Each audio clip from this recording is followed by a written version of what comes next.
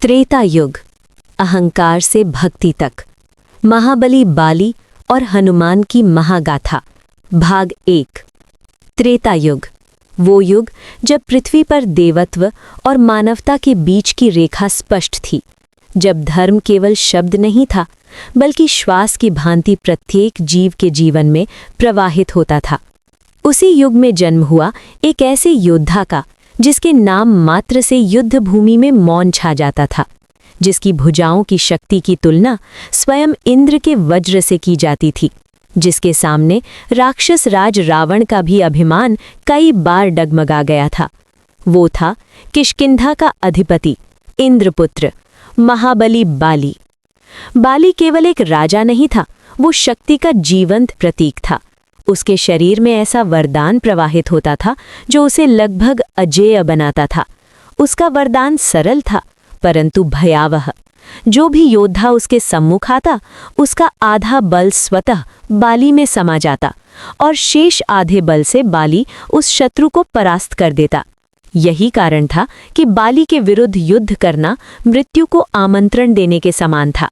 किष्किंधा समृद्ध था, वन हरे भरे थे, वानर जाति शक्तिशाली और संगठित थी, और बाली अपने शौर्य के कारण देवताओं तक में चर्चित था। परंतु जहां असीम शक्ति होती है, वहां परीक्षा भी उतनी ही कठोर होती है।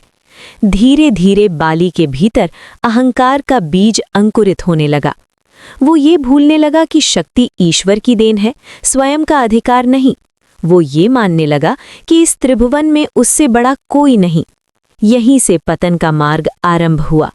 एक दिन किष्किंधा के वनों में अजीब सी अशांति फैल गई। वृक्ष टूटने लगे, लताएं उखड़ने लगीं, पक्षी भय से आकाश छोड़ने लगे। ये कोई प्राकृतिक आपदा नहीं थी, ये बाली का उन्माद था। अहंकार में डूबा बाली उन्मत्त हाथी की भांति वनों को रौंदता चला जा रहा था। उसके मुख से गर्जना निकल रही थी। क्या इस त्रिभुवन में कोई ऐसा है जो मेरी भुजाओं का सामना कर सके?